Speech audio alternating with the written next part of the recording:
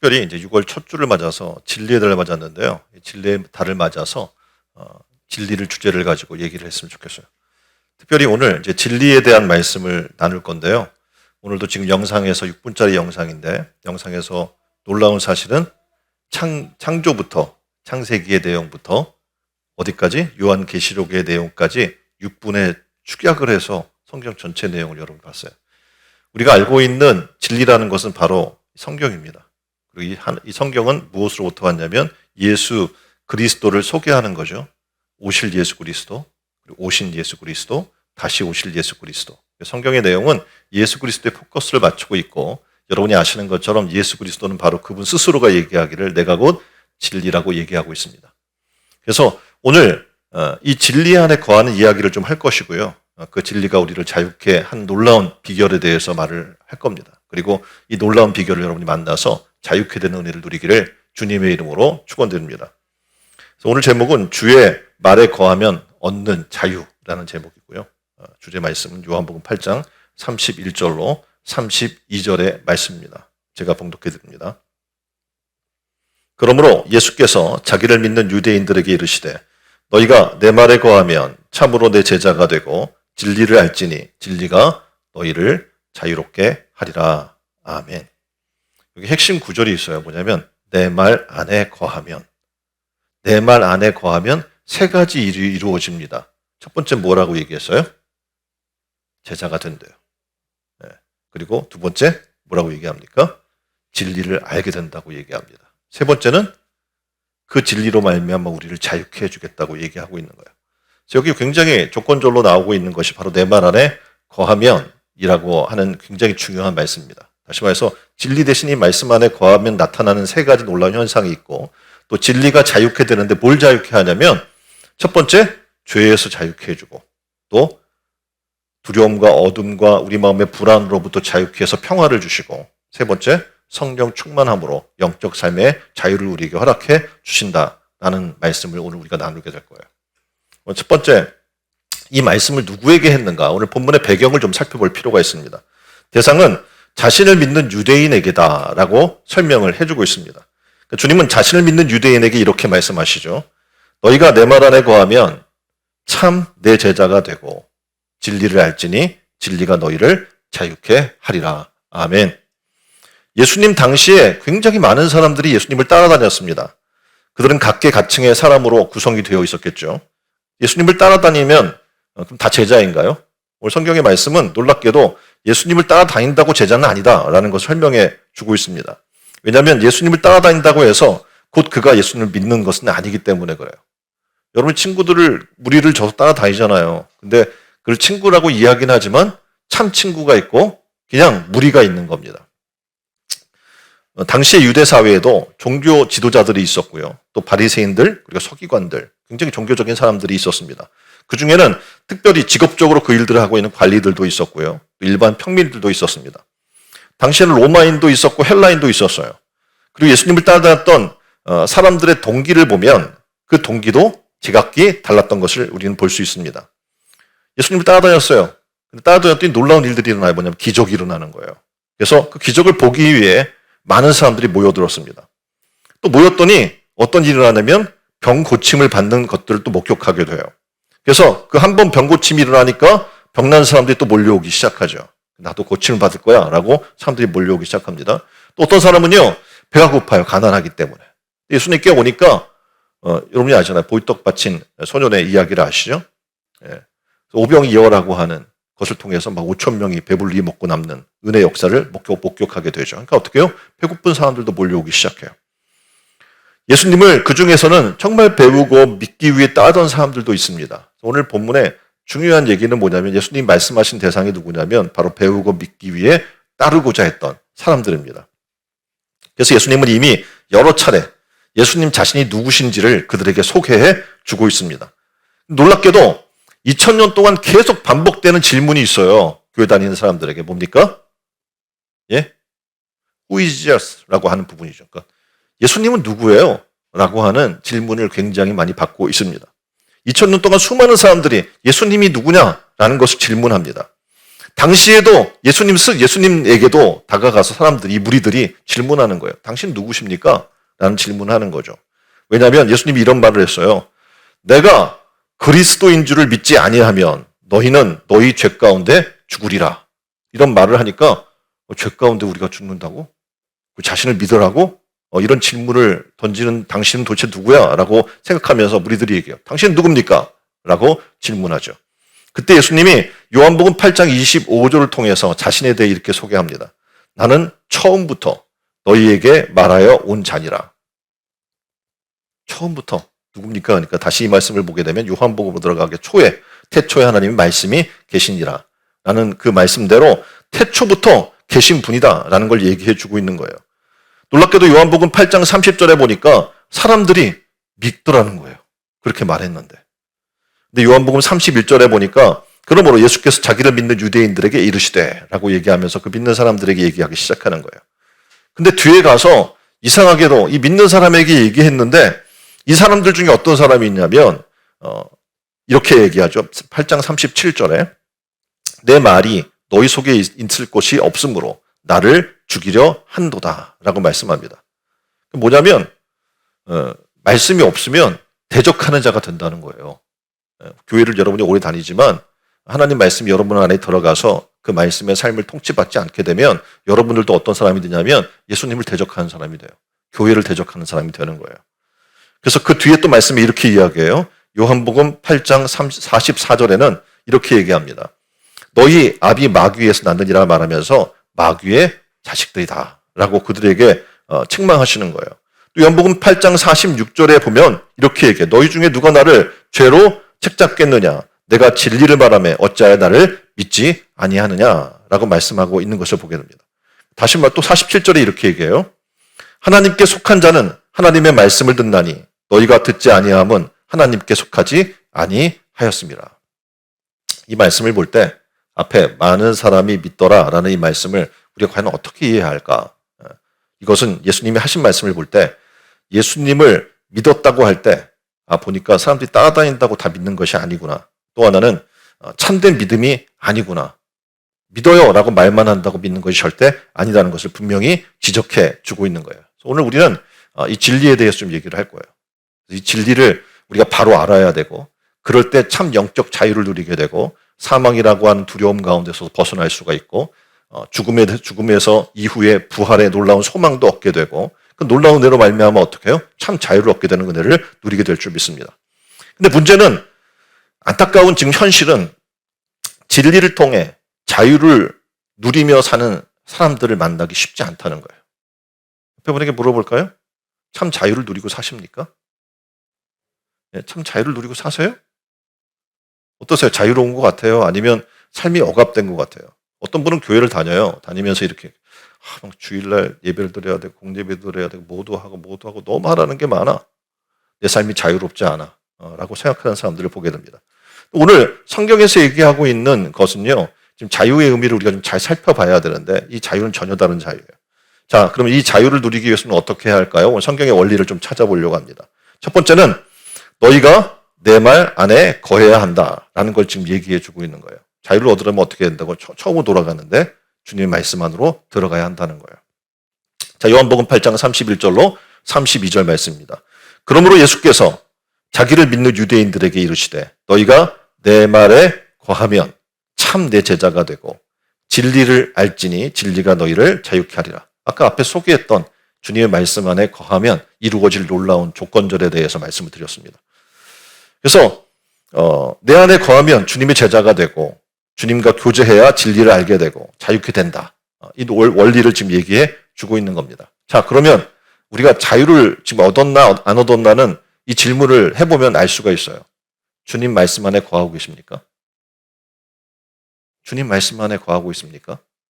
아까 우리가 창세기의 내용 가운데 하나님이 아담과 이브를 만드시고 하와를 만드시고 그리고 동산 안에 모든 주권을 허락해주고 단 한 가지 동산 안에 선악을 알게 하는 실과 그걸 먹지 말라라고 명령하셨어요. 그것을 먹으면 정령 죽는다고 했습니다. 그게 진리예요. 그런데 놀랍게도 이 사람들이 어떻게 했어요? 하나님의 진리를 거부했어요. 그리고 어떻게 합니까? 미혹해 하는 자, 사단의 말을 듣고 하나님처럼 지혜로워질 것이라는 것을 믿은 거죠. 그리고 어떻게 하면 하나님을 대적하게 된 거예요. 오늘도 여러분은 그 삶 가운데서 하나님을 말씀을 믿는다는 것은 그 말씀대로 살고 있다는 거예요. 그렇죠? 내가 그 말씀이 나를 어떻게 보면 내 삶을 이끄는 거죠. 내 삶의 주된 목표가 되는 것이고 내 삶의 궁극적인 도달해야 될 방향과 목적이 되는 겁니다. 그런데 하나님 말씀이 내게 들어와 있지 않고 그 말씀이 내 삶을 주장하지 않고 있다면 우리는 어떡합니까? 당연히 하나님 말씀 듣고 있지 않는 거죠. 그럼 어떡합니까? 세상의 이야기가 먼저고요. 세상의 삶의 논리가 먼저이고요. 이 땅의 삶의 성공과 내 자신의 이익과 유익을 구하는 삶이 먼저일 거예요. 사단은 그걸 너무나 집요하게 잘 알고 있습니다. 그래서 아담과 하와도 유혹하죠. 어떻게 유혹합니까? 야, 이것을 먹으면 죽지 않아. 도리어 네가 하나님과 같아질 거야. 하나님처럼 지혜로워질 거야. 라는 것을 얘기한 거예요. 놀랍게도 자기에게 유익이 될 것 같다고 생각하니까 하나님 말씀보다도 그걸 더 붙든 거죠. 오늘 우리는 다시금 진리로 돌아가야 됩니다. 진리는 뭐냐면 하나님의 말씀이에요. 자, 그래서 너희가 내 말에 거하면 이 말이 의미하는 바는 뭘까요?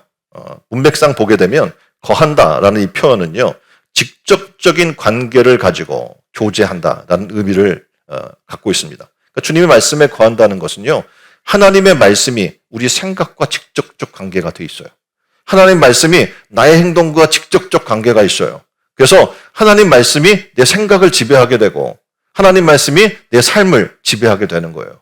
그래서 우리는 성경에서 이야기하는 10계명이 있잖아요. 그것처럼 간음하지 않고 남의 것 도둑질하지 않고 남의 것 탐하지 아니하고 살인하지 아니하고 그런 성경에서 이야기하고 있는 원리대로 살아나가는 거예요. 왜냐하면 그것이 내 생각을 어떻게 해요? 지배하고 있기 때문에 그래요. 만약 그런 생각이 없다면 어떡합니까? 내 유익대로, 내 탐욕대로, 내 욕심대로 살게 되겠죠. 그래서 거한다는 것은 하나님 말씀이 내 안에 들어와서 내 삶을 어떻게 컨트롤하는 하나님의 어떻게 보면 하나님 말씀이 나를 지배하는 놀라운 은혜 가운데 거하게 되는 걸 얘기해 주는 거예요. 다른 말로 하면 주님 말씀을 순종한다라고 우리가 표현을 하는 겁니다. 이 말씀을 통해 우리의 신앙 생활하면서 우리가 왜 신앙 생활에 자유롭지 않은가라는 이유를 발견하게 되는 거예요. 이유는 간단하죠. 아까 말씀드렸던 것처럼 하나님 말씀 안에 살지 않는다는 겁니다. 다시 말하면 성경의 이 원리는 굉장히 우리에게 중요하다는 것을 말씀해 주고 있어요. 왜냐하면 성경은 계속 이렇게 얘기해요. 주야로 하나님 말씀을 묵상해야 한다. 이유는 뭡니까? 그 말씀이 중요하다는 거예요. 그 말씀 안에 거할 때 진정한 자유를 우리가 누릴 수 있기 때문에 권면하는 거예요. 명하는 거예요. 주야로 하나님 말씀 묵상해야 된다. 그 가운데 기록된 대로 다 지켜 행해야 된다. 그래서 우리는 교회는 그 말씀에 순종하기 위해서 어떻게 합니까? 말씀을 묵상케 합니다. 큐티라는 것을 통해서 날마다의 말씀 묵상케 하고요. 또 새벽 묵상을 통해서 어떻게 합니까? 하나님의 말씀을 새벽에 묵상할 수 있도록 계속해서 말씀을 제공해 줘요. 그리고 어떻게 합니까? 말씀을 따라 살 수 있도록 서로 교제하고 성경 공부도 하고 예배 때 어떻게 하나님 말씀도 선포되고 그래서 말씀이 없는 우리의 모임은 없어요. 그래서 말씀이 시적적으로 들어가 있는 이유가 뭐냐면 아까 이야기한 것처럼 말씀 안에 거해야 우리가 살 수 있기 때문에 그렇습니다. 교회에 나오면 우리가 다 원하는 바가 있어요. 뭐냐면 예수님 닮기 원해요. 닮으려고 하는 가장 근본적인 이유는 주님께서 우리에게 제자 되라고 얘기하고 있기 때문에 그렇습니다. 그러니까 제자는 예수님을 닮는 거죠. 스승을. 그리고 제자된 삶을 우리가 살기를 원하지만 교회 나오지만 나는 그냥 교인이지만 제자는 못 돼요. 이런 사람들이 굉장히 많아요. 이유인즉슨 말씀 안에 거하지 못하고 있기 때문에 그래요. 그래서 이 수련회 기간 동안에 오늘 하루밖에 안 되지만 전 말씀 안에 들어갔으면 좋겠어요. 그래서 이 진리를 담는 걸 우리가 지금 작용을 좀 하려고 해요. 그래서 이 시간에는 진리에 대해서 포커스를 맞춰서 얘기할 것이고요. 예배 후에는 찬양 속의 진리를 담아 하는 그런 1시간 반의 시간을 우리가 또 가질 거고요. 또한 기도 안에 진리를 담아서 또 우리가 기도회를 할 거고요. 또 트롯이라고 한 찬양 안에다가 진리를 담아서 그 리듬만 들어간 거죠. 들어가서 하나님의 진리를 선포하는 그런 시간들을 우리가 가지려고 해요. 이걸 왜 하냐? 진리를 담는 방법을 배우는 거예요. 우리는 어디서든지 어떻게 진리를 담을 수 있어요. 내 삶 속에 담을 수 있고요. 그렇죠. 생활 속에 담을 수 있고요. 친구와의 교제 가운데도 담을 수가 있고요. 그러니까 순간순간 하나님의 진리를 우리 안에 담게 되면 어디든지 담을 수 있는 방법론이 생기게 됐거든요. 그 훈련을 오늘 하루 내내 우리는 진행할 것입니다. 두 번째는 이렇게 이야기해요. 주의 말씀 안에 거하면 어떻게 된다고요? 예, 참 제자가 된대요. 옆에 분에게 물어보세요. 제자 되고 싶습니까? 주님의 제자가 되고 싶어요. 제자가 없는 이 현실의 교회들이 너무 안타까운 거예요. 하나님 보실 때. 그럼 제자가 되려면 어떻게 해야 합니까? 주의 말씀 안에 거하면 제자가 된대요. 이 말씀은 교회 왔는데 피상적으로 성경 말씀이 좋은 것 같아. 나도 이렇게 해보고는 싶은데 라는 게 아니라 적극적으로 능동적으로 목숨 걸고 그 말씀을 지켜 따르려고 하는 것을 얘기하는 겁니다. 단순히 교회에 출석하고 직분을 가지고 있다고 하더라도 그건 제자가 아닐 수 있어요. 당시에 예수님을 따라다니는 사람들이 굉장히 많았다고 얘기했습니다. 그리고 근데 믿지 않고 겉으로만 피상적인 이익을 위해 따르는 사람들이 굉장히 많았어요. 그래서 여러분이 알고 있는 한 청년 관원이 있죠. 자기는 좋아서 예수님을 따랐어요. 예수님 말씀 율법을. 예수님을 따르고자 왔어요. 어떻게 해야 되겠습니까? 라고 했더니 예수님이 얘기하는 거예요. 야, 네가 소유가 많으니까 그것을 팔아. 가난한 자들에게 나눠주고 넌 나를 따라오면 돼. 따라왔어요? 못 따라왔어요? 따를 수가 없는 거예요. 그러니까 실질적으로 주님을 따른다는 건 점포적으로 하나님 말씀에 순종한다는 것인데 그게 안 되는 거예요. 왜냐하면 삶에 매여 있기 때문에. 주님 말씀을 순종하는 자가 돼야 주님의 제자가 되는 거예요. 데이비드 왓슨이라고 하는 사람이 지은 제자도라고 하는 책이 있어요. 여기에 제자가 된다고 하는 의미에 대해서 정의를 이렇게 내려주고 있는데 그리스도를 따르고 제자가 된다는 것은 그리스도를 따르고 그 말씀에 따라서 세상을 변화시킬 수 있는 사람이 되는 것. 뭐라고요? 그리스도를 따르고 그리고 그 말씀에 따라서 세상을 변화시킬 수 있는 사람이 되는 것. 이것이 뭐예요? 제자예요. 제자가 가는 길이에요. 과연 그렇습니까, 우리가? 그리스도를 따릅니까? 그리고 그 말씀에 따라서 세상을 변화시키려고 하는 능동적인 삶을 지금 살고 있습니까? 그렇지 않다면 우린 제자가 아닌 거예요. 저는 바라기는 이 시간을 통해서 제자로 변화됐으면 좋겠어요. 그건 간단해요. 말씀 안에 들어가면 되는 거예요. 그 말씀 따라 살려고 하면 되는 거예요. 그리스도를 따르는 삶은 하나님의 말씀에 지배받는 삶인 겁니다. 그리스도를 따른다는 것은 그리스도의 말씀이 우리 생활의 지배 원리가 되어서 그 말씀의 지배를 온전히 받아들이는 것을 얘기해요. 자, 그 범위가 어떻게 될까요? 공적인 나의 생활을 얘기해요. 사적인 생활이나 모든 삶의 영역 가운데 그리스도의 지배 아래 있는 것, 그 말씀 아래 있는 것, 그 말씀 안에 사는 것을 의미하는 겁니다. 자, 이것은 나의 직업을 선택할 때도 마찬가지예요. 하나님이 기뻐하시는 일인가? 말씀에 부합한 일을 내가 지금 하고 있는가? 라는 거죠. 뭐 여러분이 어떤 가게를 열어요. 근데 당연히 어떡합니까? 주일날, 주말이니까 더 잘 될 수 있어요. 주일 성수를 못하고 오전에 예배만 드리고 또 가서 가게를 열고 그런 사람들이 많아요. 또 가게를 열다 보니까 음식점을 여는데 이 주류를 판매하면 수익이 더 생겨요. 그럼 어떡합니까? 그걸 그냥 교회 다니는 사람들이 굉장히 하는 사람들이 많아요. 이유는 뭐냐면 자신의 이익 때문에 그런 거죠. 근데 그것을 말씀에 순종해서 금하고 안 하는 사람들이 있어요. 그리고도 얼마든지 장사 잘하는 사람들이 많아요. 주 이름 십니다 붙여놓고 주 이름 장사 안 해요. 자, 이런 것들이 다 영향을 받는 거예요. 나의 직업, 나의 결혼 생활, 하다못해 나의 레저 생활, 모든 생활이 어떻게 해요? 주 말씀 안에 있는 거죠. 하나님의 뜻이 나의 의지와 다를 수 있어요. 그런데 우리 부모님이나 직장 상사의 뜻과도 다를 수 있습니다. 그때에도 우리 자신은 나를 통제하는 삶의 원리가 바로 하나님 말씀임을 인정하는 거예요. 그리고 그리스도께 그 순간의 결단의 결정권을 그리스도께 내어드리는 거죠. 그것은 우리의 마음에 왕자에서 내가 주인 삼은 것에서 내려와서 그리스도를 나의 왕으로 모시고 그분의 통치를 받아들이는 것을 이야기합니다. 이것이 그리스도를 믿는다고 하는 의미인 거예요. 여러분이 요한복음 1장 12절 말씀을 암송할 겁니다. 영접하는 자, 곧 그 이름을 믿는 자에게는 하나님의 자녀가 되는 권세를 주신다고 했어요. 영접한다는 게 뭡니까? 그분을 믿는 거예요. 그분이 나의 주되심을 믿는 거예요. 내 삶의 통치자 되심을 믿는 거예요. 나를 그의 핏값으로 사심을 믿는 거예요. 그러니까 어떻게 나는 이제 더 이상 내 것이 아니고 주의 것임을 믿는 거예요. 그러니까 믿음이라는 것은 바로 그건데 많은 사람들이 믿음을 착각해요. 예수님을 아는 정도가 믿음이라고 생각을 해요.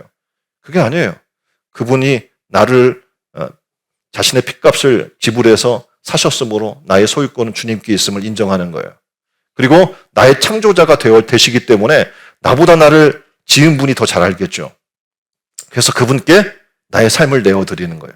그래서 그분의 선택이 가장 선하심을 우리는 인정하는 거예요. 그분이 우리를 구원하셨고 영원한 생명을 주셨기 때문에 이제 어떻게 해요? 우리의 70, 80 인생이 전부가 아니고 하나님이 예비하신 영원한 삶이 더 귀한 것을 우리는 아는 겁니다. 그리고 어떻게 해요? 그분의 손에 우리의 삶을 내어 맡기는 것을 얘기하는 겁니다. 자, 오늘 우리 삶을 봅니다. 예수님의 가르침을 우리는 믿는다고 얘기해요. 근데 실제 삶을 보면 그분께 믿는다는 것은 맡기는 거거든요. 위탁하는 거예요. 어느 이제 은행이 있어요. 근데 막 이율도 좋게 주고 굉장히 좋다고 하는데 내가 거기다 돈을 맡기지 않았어요. 뭐예요? 믿는 거야, 안 믿는 거예요? 좋은 것 같아. 근데 못 믿는 거죠. 내가 그분께 맡긴다는 건 뭐냐면 나를 맡기는 거예요. 나를 그분께 의탁하는 거예요. 그래서 필요에 따라 들어갔다 나왔다. 지금 여기 그림에 보는 것처럼 양다리를 걸치고 있는 삶은 합당치 않다는 거예요. 대다수는 한 다리를 걸쳐 놓는 거예요. 신앙의 삶에서 주님께도 세상에도 양다리를 걸쳐 놓는 거죠. 그리고 필요할 때 그쪽으로 옮겼다가 필요 없으면 또 어떻게 해요? 다리를 왔다 갔다 하는 그런 삶을 사는 거죠.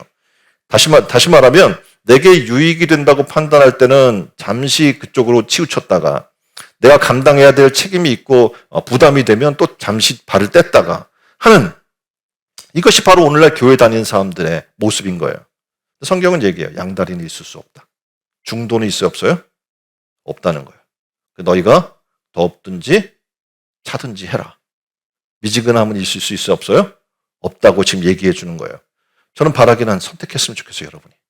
그리고 하나님을 믿었으면 좋겠어요. 하나님이 우리를 행하신 놀라운 이 예수 그리스도 통해서 이루실 일들을 믿었으면 좋겠어요. 믿으면 어떡합니까? 선택하게 되는 거예요, 그분을. 그리고 그분께 나아가는 거예요. 세상도 좋고 하나님도 좋고 그건 있을 수 없는 거예요. 우리는 이미 주의 것이고 우리는 이제 영원한 하나님의 나라를 약속받은 존재들이기 때문에 영원한 것들을 계산하며 살아나가는 거예요. 그래서 우리의 삶의 계산은 달라요, 이제. 그러니까 쉽게 말하면 아이들이 부모님이 생각하고 있는 계산과 아이들이 생각하는 계산과는 다르잖아요. 그래서 자기네들은 다 부모님부터 받은 건데도 불구하고 자기 거라고 생각해서 자기 거의 일부를 부모님께 떼어드리는 것을 굉장히 세모하면서 내가 그때 뭐 했잖아요 따지는 아이들이 있잖아요. 따지면 어떡합니까? 엄청 손해가 되는 거예요. 그것이 다 누구로부터 온 거예요? 부모님께로부터 온 것이기 때문에 그래요. 우리 삶도 그래요. 다 하나님으로부터 온 거예요. 실질적 주인은 하나님이에요. 나는 그것 잠시 맡아 가지고 있을 뿐입니다. 그래서 주님을 단순히 따라다닌다고 그가 제자가 되는 것이 아니라 주님 말씀을 듣고 순종해야, 다른 말로 하면 생활의 전 영역을 말씀의 지배받는 자가 돼야 그가 참 제자가 되는 줄 믿습니다. 자, 세 번째 원리. 주의 말 안에 거하면 어떻게 돼요? 진리를 알게 된다는 거예요. 교회 다니지만 진리가 뭔지 모르는 사람이 너무 많아요. 자, 옆에 분에게 물어봅시다. 진리가 뭐예요? 예? 진리가 뭡니까? 자, 표준 국어 사전을 보니까 참된 이치 또는 참된 도리 이렇게 정의를 해요. 요한복음 8장 36절을 보니까 이렇게 얘기합니다. 그러므로 아들이 너희를 자유케 하면 너희가 참으로 자유하리라 라는 이야기를 하면서 요한복음 8장 32절과 서로 병행을 이루는 병행구라는 것을 우리는 알게 됩니다. 아들이 너희를 자유케 한다. 이 말은 예수 그리스도께서 가르치는 말씀이 자유케 한다라는 말인 거예요. 그래서 요한복음 8장 37절 보니까 내 말이 너희에게 있을 곳이 없으므로 나를 죽이려 한다. 아까 앞에서 이야기한 것처럼 그렇게 말해요. 말씀 없는 세상은 늘 교회 믿는 사람을 대적합니다. 교회 다니지만 말씀 없는 사람은 늘 교회를 본인이 하지도 않으면서 방해하거나 막는 거예요. 예수님이 진리라고 하는 이 말을 그리고 아들이라고 하는 이 말, 이 모두가 같은 의미로 사용되는 것을 우리가 볼 수가 있는데 아들 그리고 예수 그리스도 진리 말씀 이게 지금 하나로 통일된 의미로 사용이 되는 거예요. 다시 말하면 진리란 뭐냐면 첫 번째 진리는 뭐예요? 하나님의 모든 말씀이 진리예요. 여러분이 생각하고 있는 이게 진리야. 어떤 여러분이 좋아하는 음식을 하나 먹었어요? 그럼 얘기하는 거예요. 이게 진리지. 뭐 이렇게 얘기하는 사람들을 보는데 그게 뭐가 진리예요? 예? 자기한테는 맞는 것이지 딴 사람에게 안 맞을 수 있거든요. 그렇죠? 어떤 내가 좋아하는 어디를 갔어요. 아, 이게 진리지 막 이렇게 얘기를 하는 거예요. 진리가 뭔지를 모르니까 아무 때나 갖다 붙여서 진리라는 단어를 사용하는 거죠. 말씀드렸던 것처럼 진리는 변하지 않는 거예요. 그렇죠? 변하지 않는 건 뭡니까? 하나님 말씀밖에 없어요. 모든 건 다 변해요. 근데 변하지 않는 절대 진리가 있는데 그것이 뭐냐면 하나님의 말씀인 줄 믿습니다. 그래서 요한복음 17장 17절에 이렇게 얘기하는 거예요. 저희를 진리로 거룩하게 하옵소서. 아버지의 말씀은 진리니이다. 아멘. 성경은 또 놀랍게도 이렇게 얘기해요. 자신을 진리라고 얘기하고 있어요. 주님 자신이. 요한복음 14장 6절의 말씀입니다. 내가 곧 길이요 진리요 생명이니 나로 말미암지 않고는 아버지께로 올 자가 있어요 없어요? 없다. 세상에 요즘 보니까 종교 다원이 돼서 부처에게도 또는 마음의 세계도 여기도 저기도 몽자에게도 다 길이 있다는 거예요. 그러다 결국은 산 꼭대기가 있고 산이 있으면 어느 능선을 타더라도 정상에 올라가듯이 그렇게 올라갈 수 있다. 그리고 기독교도 그 능선 중에 하나다. 이렇게 얘기를 하는 거예요. 근데 성경의 말씀은 절대 그렇게 얘기하지 않고 있거든요. 예수님 스스로가 뭐라고 얘기하냐면 내가 곧 길이요 진리요 생명이니 나로 말미암지 않고는 아버지께로 올 자가 있어요 없어요? 없다라고 분명히 말씀하고 있기 때문에 그래요. 그 어디에도 이렇게 말하는 데가 없어요. 오직 예수 그리스도만 이렇게 얘기해 주고 있는 것을 보게 됩니다. 자, 또 뭘 얘기해요? 주의 영, 성령이 진리래요. 제자들에게 자신이 떠날 것과 그리고 성령을 보내줄 것을 예수님이 약속합니다. 그러면서 요한복음 14장 16절 앞에는 이렇게 이야기해요. 저는 진리의 영이다. 영인데 어떤 영이에요? 진리의 영이에요. 성령이 우리에게 오면 놀라운 은혜가 일어나는데 그 은혜 중에 하나가 뭐냐면 진리이신 하나님의 말씀을 깨닫게 해요. 그래서 우리가 성령을 간구하는 거예요. 왜냐하면 인간적 지혜로 여러분 공부를 많이 하고 스마트하게 머리가 돌아간다고 여러분 박사 학위를 땄다고 하나님의 말씀이 깨달아지는 게 아니거든요. 이 말씀이 깨달아지는 방법은 단 하나 뭐밖에 없냐면 성령께서 우리 안에 임해서 이것을 깨닫게 해줄 때 가능해지는 거예요. 그러니까 영적인 세계는 당연히 영의 원리로만 깨닫게 되겠죠. 하나님 말씀은 영이고요. 하나님은 영이셔요. 그래서 예배하는 자가 영으로 예배하라고 얘기하는 거예요. 자, 이 원리를 알려면 이제 말씀 안에 들어가면 돼요. 그럼 말씀 안에 들어갈 때 성령이 같이 오셔요. 그래서 이 말씀을 깨닫게 해주는 작용을 하는 거예요. 그렇게 되면 어떡합니까? 아, 세상을 살아나가는 원리가 우리가 먹는 것으로만 사는 것도 아니고 우리 세상을 살아나가는 원리가 인간의 육적인 방법으로 살아나가는 것이 아니구나. 영의 원리가 필요하구나라는 사실을 깨닫게 되는 것이죠. 그래서 내가 아버지께 구하겠으니 그가 또 보혜사를 너희에게 주사 영원토록 너희와 함께 하시리니 저는 진리의 영, 바로 이 진리의 영을 얘기해 주는 겁니다. 그리스도를 믿음으로 그 말씀 안에 거하게 될 때 성부 하나님, 말씀, 성자 예수 그리스도 그리고 하나님의 생명 안에서 성령님의 은혜로 말미암아 그 말씀이 알아지게 되고 그리고 신앙의 삶으로 전진해 나갈 수 있는 은혜가 우리 가운데 있게 되는 겁니다. 이것이 바로 진리를 안다는 뜻입니다. 자, 교회 다녔어요. 아직도 진리를 모르고 계시는 분들이 많을 수밖에 없죠. 왜냐하면 이건 영적 일이기 때문에 그래요. 영적인 일은 사람이 노력한다고 되지 않습니다. 드립다 성경을 파서 내가 100독, 200독 한다고 성경이 알아지는 게 아니에요. 이건 뭡니까? 말씀드린 것처럼 성부 하나님의 말씀을 성자 예수 그리스도의 그 말씀의 생명 안에서 성령님의 은혜로 깨달아 알아질 때 어떻게 진리를 알게 되는 거예요. 이 원리를 터득해서 특히 오늘 이제 하루 종일 내내 진리를 담는 훈련들을 우리가 계속하게 될 텐데 그 시간들을 통해서 진리가 깨달아지는 은혜가 있기를 주님의 이름으로 축원드립니다. 자, 그렇게 되면 신앙생활이 좀 더 자유로워지는 거예요. 왜냐하면 이 진리가 이제 우리를 자유케 하기 때문에 내가 내 스스로 자유로워지는 게 아니야. 아, 그래, 나 마음을 내려놨어. 마음 그냥 편하게 살래. 이런다고 되지가 않아요. 자유로워지지가 않아요. 그러면 뭐 누구나 그렇게 하게요? 안 되는 거예요. 근데 진리를 내 안에 담게 되면 이 진리가 내 삶을 자유케 하는 은혜를 허락해 주는 거예요. 자, 표준국어사전에 자유를 뭐라고 얘기하고 있냐면 외부의 구속에서 무엇에 얽매이지 아니하고 자기 마음대로 할 수 있는 상태를 자유라고 국어사전에서 얘기를 하는 거예요. 그 자유가 법률적 의미로 들어가면 이렇게 얘기해요. 법률의 범위 안에서 남에게 구속되지 아니하고 자기 마음대로 하는 행위. 여기서 가로치고 방종은 아님, X 이렇게 세놨어요. 라고 정리해놨어요. 굉장히 인상적이죠. 두산동화 사전에서 이렇게 얘기해요. 남에게 얽매이거나 구속받거나 하지 않고 자기 마음대로 행동하는 일, 이렇게 정리를 하는 거예요. 사전을 쭉 보면서 이런 생각을 했어요. 이게 과연 자유라는 정의로 합당할까? 제가 볼 때는 합당치 않은 거예요. 자, 생각해 보십시오. 내용 사전에 공통적인 내용을 총괄해 볼 때 이렇게 되어 있어요. 뭐냐면 무엇으로부터 벗어난다는 거예요. 자유는 항상 법이나 질서 같은 어떤 권위로부터 벗어나는 것이 자유인 것처럼 생각하는 거예요. 그래서 아이들이 자유는 뭐냐면 부모님의 간섭으로부터, 부모님의 잔소리로부터 벗어나는 걸 자유라고 생각하겠죠. 근데 그게 얼마나 안정적인 어떻게 보면 자기를 보호할 수 있는 태도리라는 걸 알아야 몰라요? 모르는 거예요. 어떤 자유도 법이나 질서 같은 권위를 벗어나는 자유는 자유가 아닌 겁니다. 동의 안 하세요? 마음대로 살고 싶죠? 나는 법 없이도 살아 그래도 막 그냥 내가 법이고 막 이러면서 살고 싶잖아요. 자, 예를 듭니다. 자동차가 신호등을 무시하고 자기 마음대로 달려요. 자유롭겠죠. 보통 이제 대통령이 되면 그러잖아요. 통제를 해야 돼. 대통령이 딱 이제 출발한다 그러면 어떡합니까? 신호들 다 통제해요. 다 파란 불로 탁탁탁탁 바꿔줘. 그러면 얼마나 좋겠어요. 근데 그렇지 않아요. 여러분이 어떻게 해요? 보니까 사람 안 지나가는 것 같아. 그러면 슝 달리고 막. 속도도 속도계 없으면 슝 달리고. 자기 마음대로 하고 싶어요. 근데 그런 걸 왜 둡니까?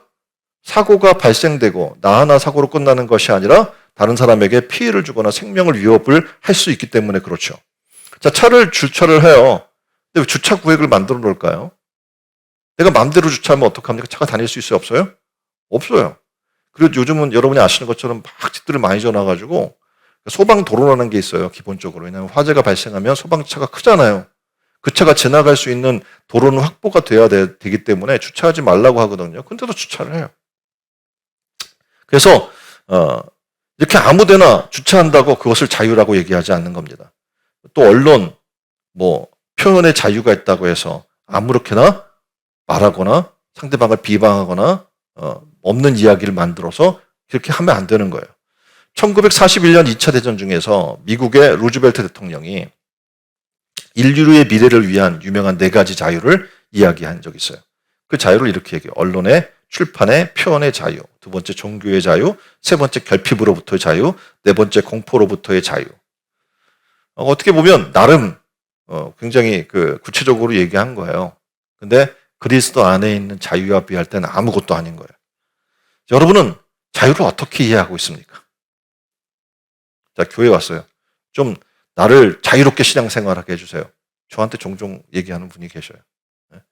간섭하지 말라는 거예요. 내가 알아서 성경 읽을게요. 내가 알아서 교회 나올게요. 내가 알아서 신앙생활 할게요. 좀 날 간섭하지 마세요. 좀 자유롭게. 그래서 자유롭게 내버려둬요. 신앙이 성장할까? 절대 그렇지 않습니다. 10년, 20년이 돼도 그대로예요. 신앙 성장이 하나도 안 일어나는 거예요.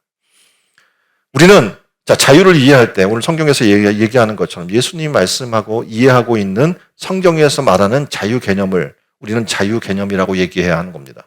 자, 그러면 예수님은 뭐라고 자유를 얘기할까요? 진리를 알지니 진리가 너희를 자유케 한다는 이 말씀에서 보면 유대 청중들에게 지금 말씀하고 있는데 이 자유를 그들은 이해하지 못했어요. 왜냐하면 요한복음 8장 33절에 이렇게 그들이 얘기하는 거예요. 우리가 아브라함의 자손이라 남의 종이 된 적이 없거늘 어찌 우리가 자유케 되리라고 하느냐라고 이야기하는 거예요. 이 말 자체에 지금 보면 굉장한 모순이 있어요. 왜냐하면 아브라함의 자손이라고 주장하는 유대인들의 특징은 애굽에서 430년간 뭐 했어요? 종노릇했어요. 종이 된 적이 있어요? 없어요? 있어요. 430년이나 애굽에 종 된 적이 있어요. 자, 사사시대는 어땠을까요? 이들을 보니까 적어도 7번이나 이방 나라에 지배받으면서 종으로 살았어요. 자, 그러면 유대가 바벨론에게 멸망당해서 70년간이나 포로 생활한 적도 있습니다. 이 질문을 하고 있는 유대인도 지금 누구의 지배하에 있어요? 로마의 지배하에 있는 상황인 거예요. 도대체 이들은 왜 남의 종이 된 적이 없다고 얘기하고 있습니까?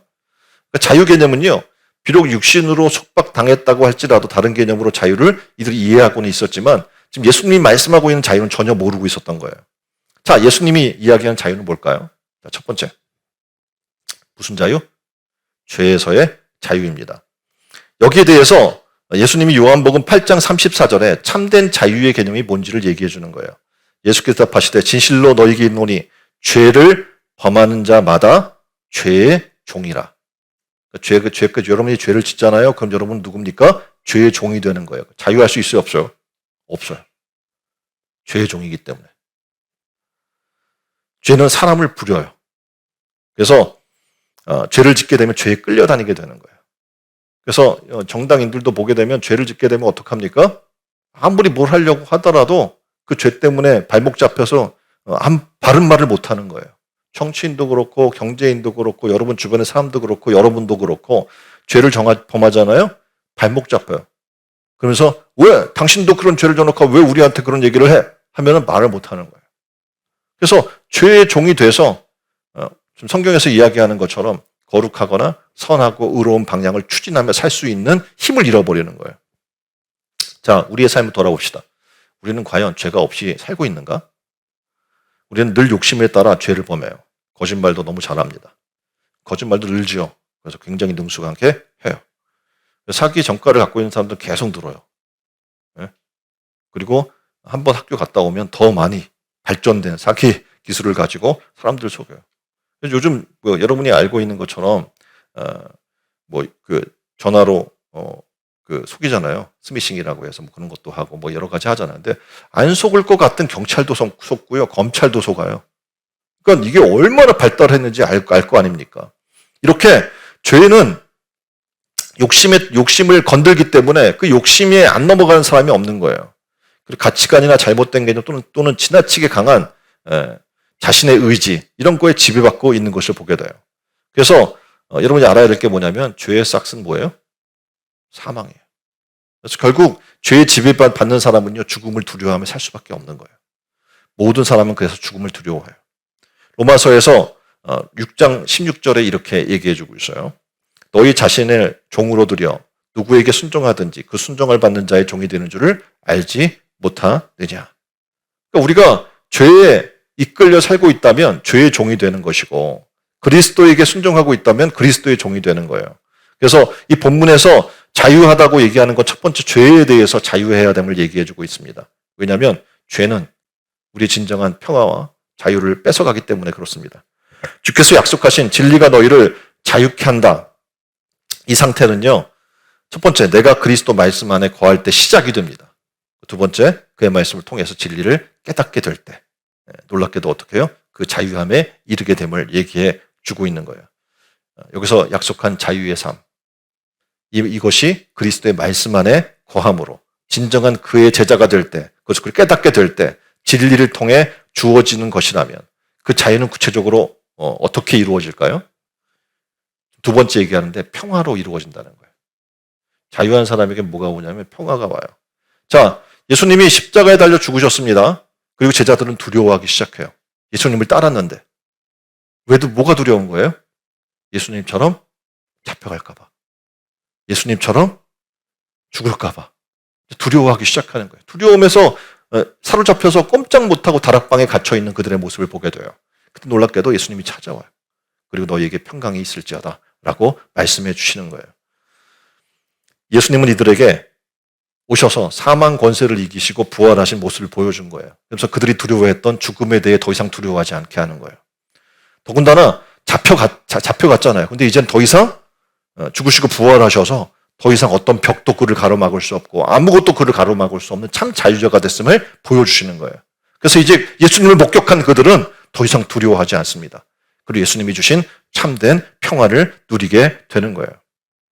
우리가 삶을 살면서 가장 어려운 게 뭐냐면 바로 평안이 없는 거예요.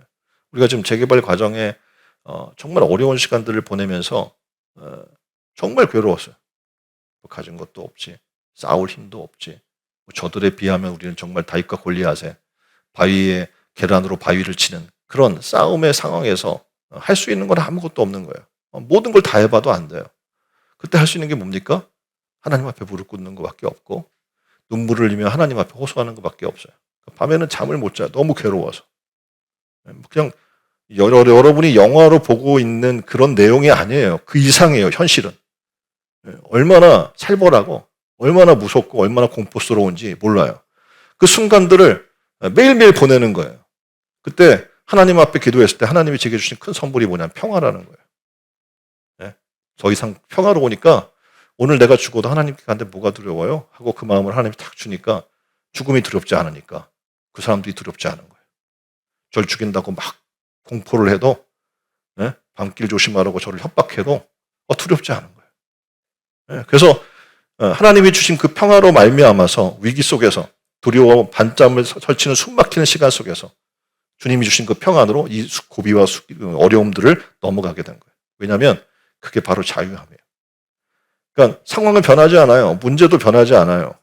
근데 자유해져요. 무엇 때문에? 하나님이 주신 내 마음의 평안 때문에. 지금도 마찬가지예요. 우리가 건축물을 딱 짓고 다 하니까 이제 문제 없죠. 이제 아무 이상 없죠. 이렇게 얘기를 해요. 문제는 그대로예요. 항상. 더 큰 문제들이 앞에 기다리고 있어요. 근데 달라진 건 뭐냐면 제 마음이에요. 주님 주신 평화로 어떠한 것이 다가와도 두렵지가 않은 거예요. 그리고 오늘 내가 살아가는 이 순간에 오늘 내가 하나님 불러가셔도 하나님 나라 갈 것이 확신하기 때문에 평화가 오는 거예요. 그리고 여러분이 또 어떤 생각이 드냐면 여러분 조그만 이제 집이 생겼어요. 그러면 어떤 이제 마음의 두려움은 집을 잃어버릴까 봐 두려워요. 자식이 이제 뭘 좀 빌려달라고 그래요. 안 돼. 왜냐면 나의 노후 때문에 두려워요. 그렇죠? 그럼 두려움들이 계속 찾아오는 거예요. 이건 끊임없어요. 여러분 죽을 때까지 찾아오는 거예요. 근데 이것을 이길 수 있는 단 하나의 놀라운 축복이 있는데 뭐냐면 주님 주신 평화예요. 주님 주신 평안이 찾아오면 상황은 그대로라도 아무것도 아닌 거예요. 왜냐하면 평화가 그 모든 것을 이기게 해요. 그러니까 자유케 해주는 거예요. 바로 예수 그리스도는 길이요 진리요 생명일 뿐만 아니라 이 땅에 평화의 왕으로 오셨거든요.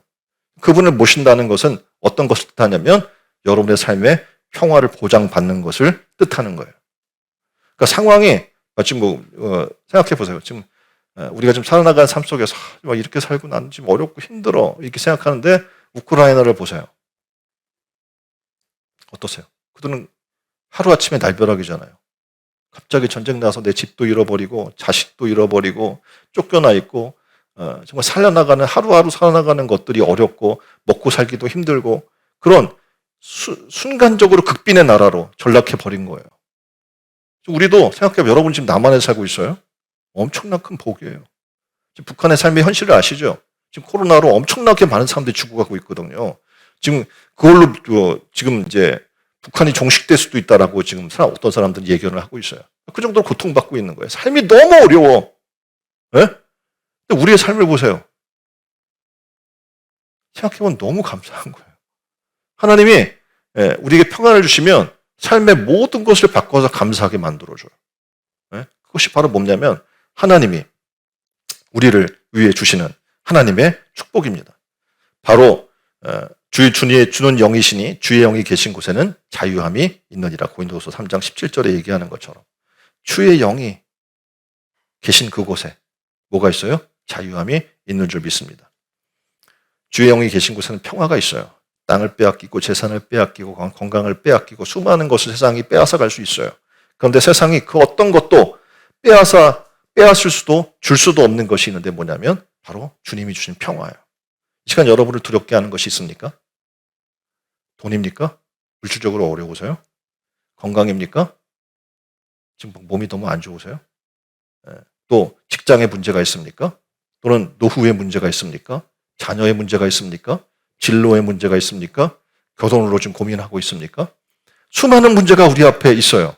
놀랍게도 주님이 나와 함께 하시면 이 모든 것을 뛰어넘는 참다운 평화가 우리 가운데 오는 거예요. 그러면 문제가 더 이상 문제가 안 돼요. 그리고 하나님은 어떻게 해요? 놀라운 우리에게 길을 허락해 주시는 줄 믿습니다. 진리 안에 거함으로 이 평화를 누리는 은혜가 있기를 주님의 이름으로 축원드립니다.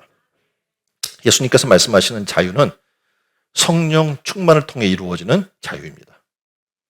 사도 바울이 에베소 성도들에게 보내는 편지에 이렇게 썼어요. 술 취하지 말라. 이는 방탕한 것이니 오직 성령의 충만함을 받으라. 이 시대는요, 마음이 답답하잖아요. 힘들잖아요. 두렵잖아요. 그리고 너무 고통스러워서 이것을 잊고 싶잖아요. 그래서 술로 이것을 잊으려고 해요. 근데 성경은 얘기해요. 술 취하지 말래요. 그걸로 문제가 해결되지 않는다는 거예요. 도리어 성령이 충만하게 되면 그런 어려움과 두려움과 고통과 마음의 불안함으로부터 자유케 되는 은혜가 임하게 된다는 거예요. 왜냐하면 성령은 진리의 영이기 때문에.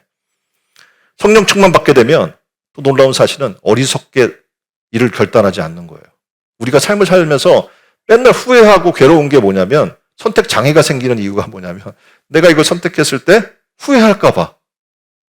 더 황당한 거는 자기가 선택하고 후회하면 좋은데 남한테 맡기는 거예요.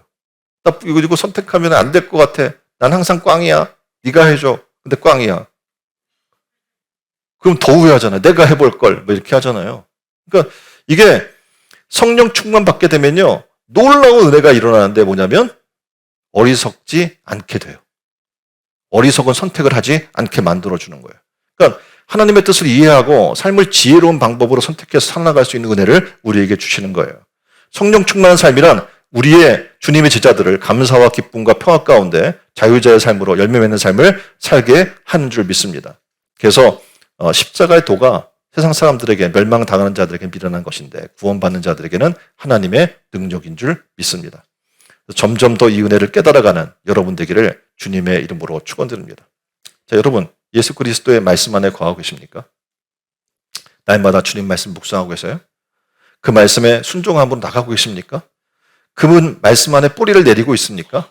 자, 6월은 진리의 달입니다. 이 진리의 달 한 달 동안에 좀 말씀에 좀 깊이 들어갔으면 좋겠어요. 그래서 6월 한 달 동안에는 특별한 행사가 없을 거예요. 왜냐하면 말씀에 좀 집중하는 시간을 가지려고 하는 거예요. 진리의 달이기 때문에.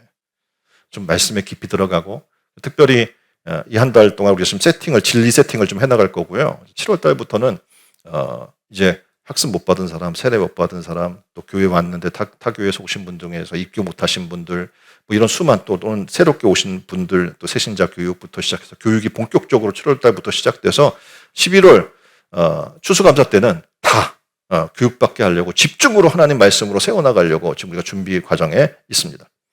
그래서 우리 모두가 약속하신 참 제자로 진리를 점점 더 이해해 나가고 그만큼 자유함의 은총을 누리기를 주님의 이름으로 축원드립니다.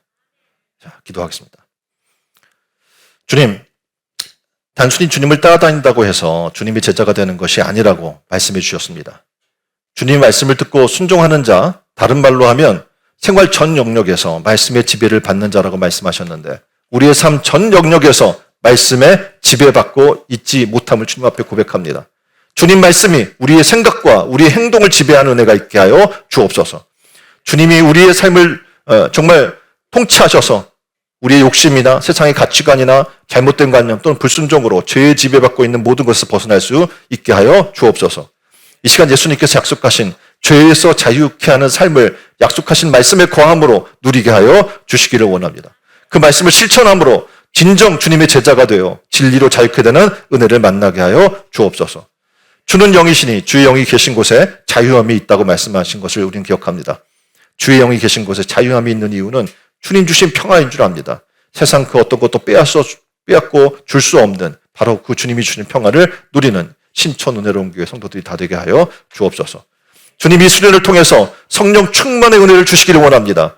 이 성령 충만을 통해서 사도 바울이 고백한 정말 구원을 받는 우리에게 십자가의 도가 하나님의 능력이라는 것을 깨닫게 하여 주시고 어떤 처지와 형편과 환경 가운데에도 자족하는 비결을 배우는 시간이 되게 하여 주옵소서.